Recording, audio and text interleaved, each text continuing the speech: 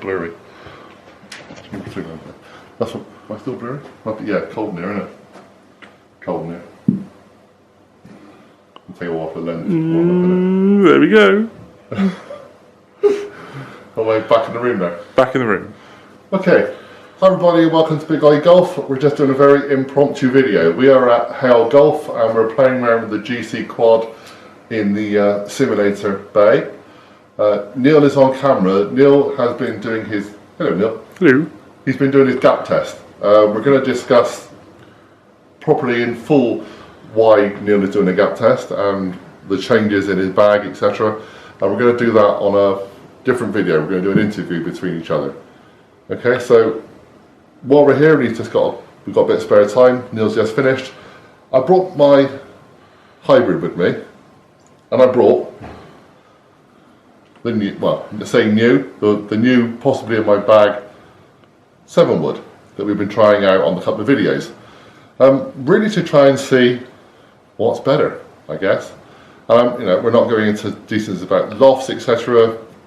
Then we know the problems. The problem with me is a par 3 and around about 170 yard mark. If indeed these actually go 170 yards for me, because it could all be in my head. But this is the one I tend to use, doesn't do very well. This is the one I think will do better, and what a lot of people here on the channel have actually told me will improve my game. We're going to find out. So we're going to hit some balls and see what happens. Like I said, very impromptu video, just a bit of fun. So as per usual, I've not any warm-ups, nothing changes there with me. Using a TaylorMade TP5, which is what the ball of choice at the moment. I got given some by Emma Brown, I really like them, the ones with the orange and black spots on. Ah, yeah, the picks. These are the plain ones because I don't think they work on GCQUAD. Yeah, I think it's important when you're trying clubs and you get a chance to use the simulators to try to use the ball you actually play with. Yeah. I'm really enjoying this class ball, so I'm trying to use it more often. You might use a Strixon AD 333, but you're hitting Titleist Pro V1s. They're going to be a softer feeling ball. Sure. So it's always good to try to keep with what you use to keep that sort of consistent. Take that variable out of it. Now, before I start, I will say I was very disappointed in Neil because he never created a firework, which is what I always create. But yeah. So we're going to have a go. Like I said, I'm not. I do swings today. It's freezing cold, back's a bit sore, all the excuses I come up with. It's going to be a daft couple start, I think. So again, that's my problem with this. We usually find with your hybrid, it is that low, scuttly... Yeah, doesn't really work for me. Well, I've tried hybrids in the past, I've had issues with them, and some people say just hit it like an iron.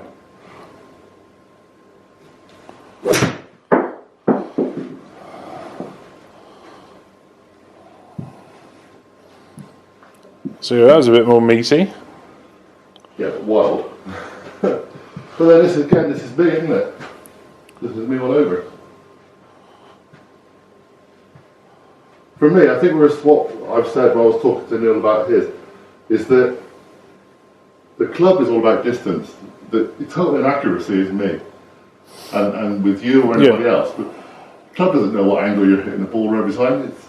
It's only you that creates that mistake, isn't it?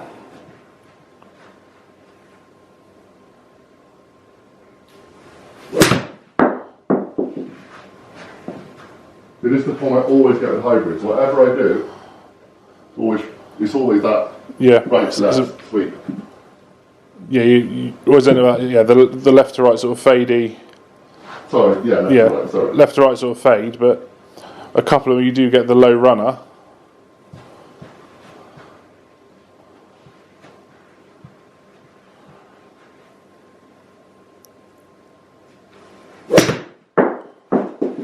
Yeah. There's a consistency about this. There is a consistency there in the pattern, yeah. Yeah.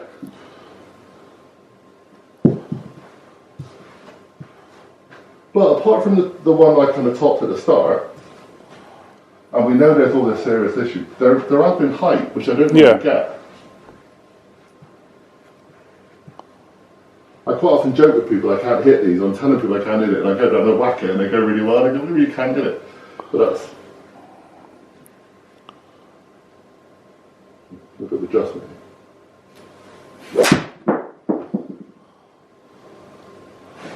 There you go, and that's a bullet.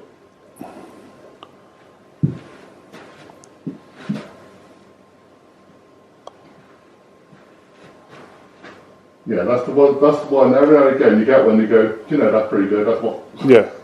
Yeah. But it's still not. Well, it's not that 170 thing. Although actually, that went 167 in the end. Yeah. Which is But that's what happens to me. They hit the ground, they roll, which is fine for West Cornwall, but it's no good for height. Now to get in and drop on. Yeah, I mean, if you've got 170 yard par 3 and you've got to hit it over water. I get what I get. I try too hard to get on the ground or end up in the water. You either end up short of the water because you're worrying about it.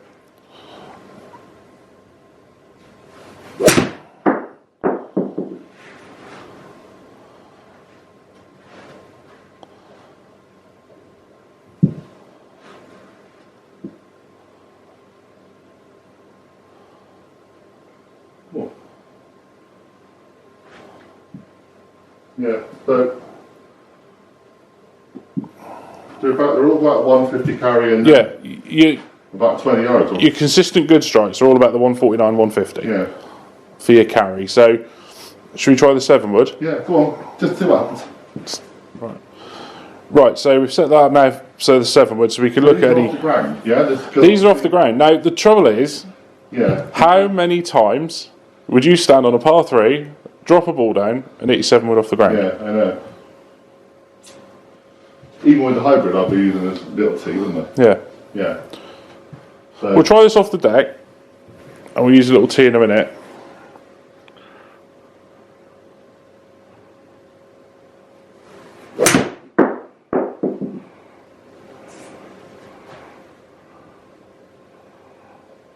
I think that showed us already, didn't it? I think that's probably what, 165?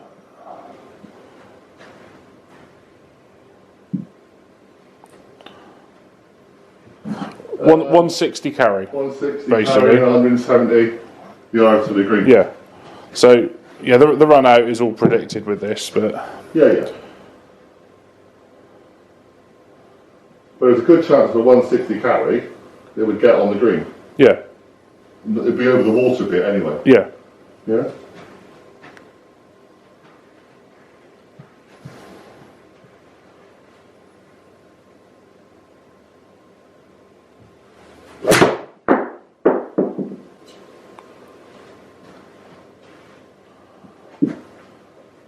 We're also going to say that if you watch the other video about the 7 wood, Ian at HAYLE just gave me this at the second-hand bag. This is a stiff shaft, not what I'm suited for at all.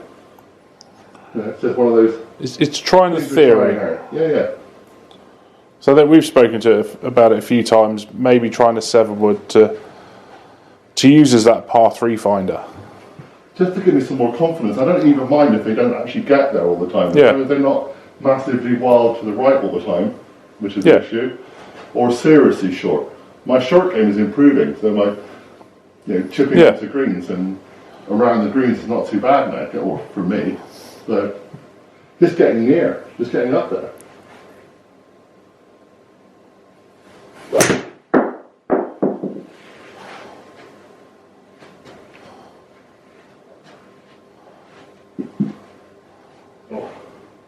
The left to right shot is most probably going to be down to your swing. Yeah, and that's got to be worked on.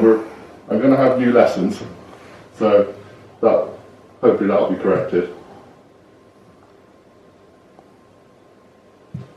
Working on some new lessons in the new year. So yeah, for me at the moment, it's just about getting some confidence and getting some distance. Yeah.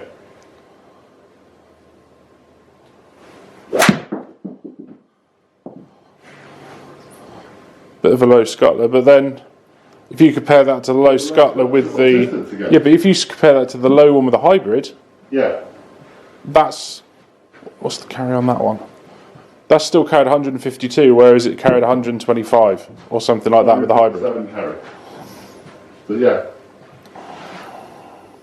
I think there's a theory there, and I think with the right spec of 7 wood, lessons. yeah. Yeah, because I think when Ian gave us one of these to me and you, because we were here one day and he said, "Oh, I'll have this one to try." It was a regular shaft. Yeah. I took it out on the range, right, 20 shots after the first 2 duffs. Yeah. We thought, wow, this is good, really high and lovely. Now, when I asked him to borrow one, he gave me this one with a stiff shaft, which is like, give me the other one, wherever it is. Yeah, but that's okay. Should we try and go for one? Have a go for one.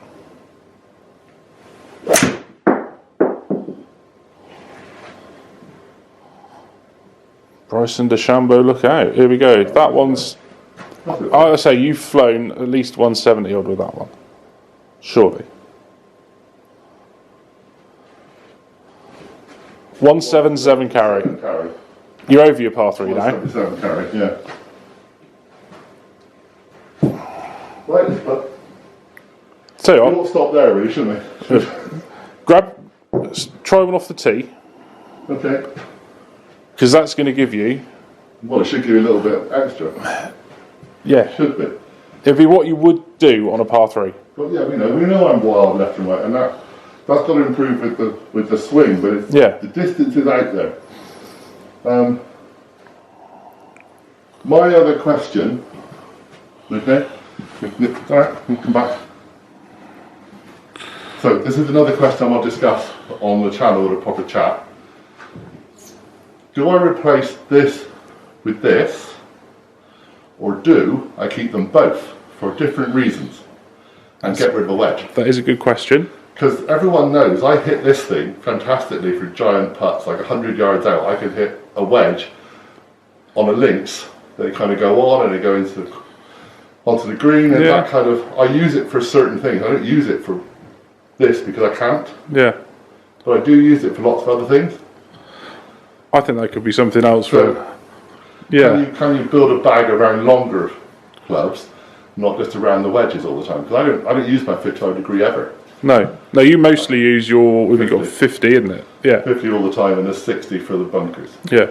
So I could drop the 55, keep these in, and use that as my specialist club for certain conditions, for certain shots. That could really work for me. That could be something. Yeah.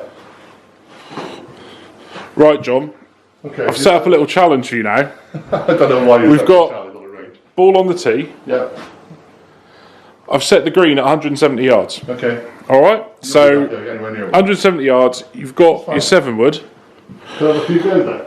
Well, let's put it into sort of real world. You're going for that green. I know. Oh, see now that's messing right up now.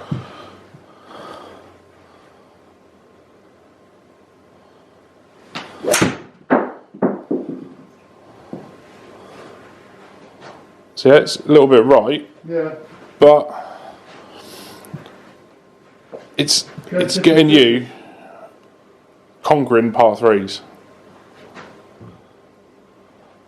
Yeah, so that was nervous again now, 150 now, it's like tightened up. Yeah. Give me something to do.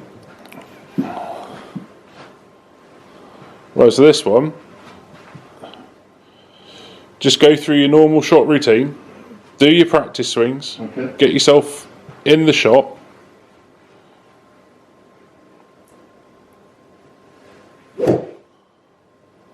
Okay.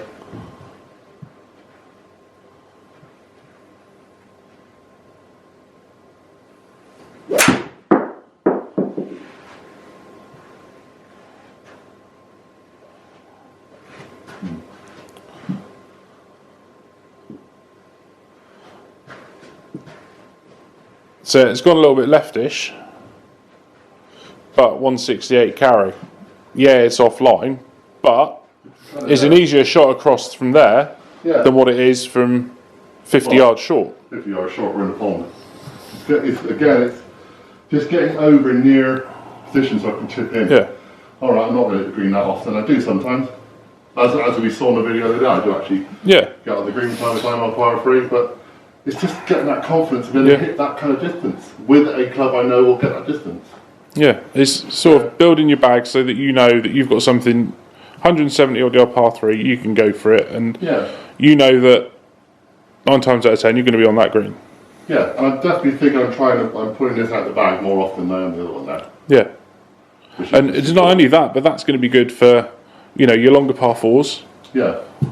and second, third shots on par 5 sometimes on the longer ones. So maybe a little bit more versatile. Yeah, more versatile, and we'll be interested to try a few different makes, and obviously we'll have to get some lessons, get one properly fitted, see if that improves as well. I think it'd be interesting to see different shaft setups, different, obviously heads are different weighted, and that one's was it the G5, so that's going back to what, 2000 and I don't know, 2006 I think, but or 2008, but it's a slightly older club. Maybe the newer ones, the slightly more forgiving heads. People say Cobras are very forgiving with their rails and all those kind of things.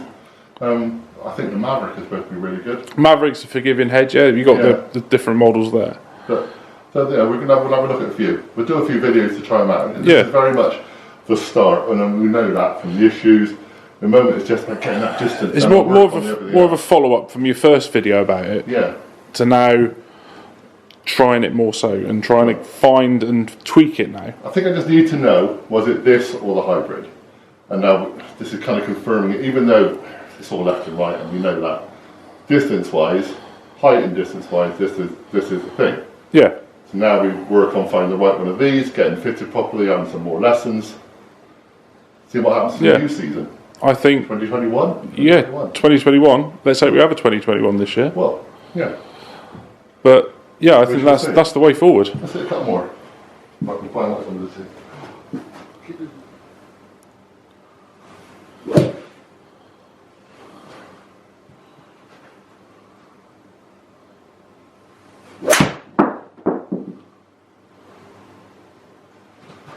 Go on. That do? Close enough. I can't really say much more, John. I think it's a case, it's tweaking now, it's finessing it. I just need to know I can do it. And I know there's duff shots all around, but if I do it once, I could do it again, I could do it again, I could do it again. Thanks so much for watching, everybody. Not the best video you're going to see, necessarily not shot-wise, but interesting for me. Yeah, it's interesting for you. Any other news, Neil? No, I think that's pretty much it. I think I'll through-putt it. You're three-putt, yeah. But, you know, you're on the green. Yeah. Which you have struggled with par threes ever since we've played rounds together. Par threes have always been the one you've worried about. Let's get over that fear this year. Yeah, get over the fear. Get over the fear for next year. Yeah. There you go, it's a new catchphrase. Let's do it. Thanks so much for watching. Please subscribe. Please hit the notification bell. Do all those things. Come and join the friendliest group on YouTube in the Southwest and predominantly Cornwall. We are very Cornish supporting in the community. Yeah, and we've also got the Facebook group as well. Facebook group, Big OGGIE Golf Club. Come and find us on Facebook. Love to see you there. Bye for now, everybody. Thanks for watching. Bye, Neil. Bye.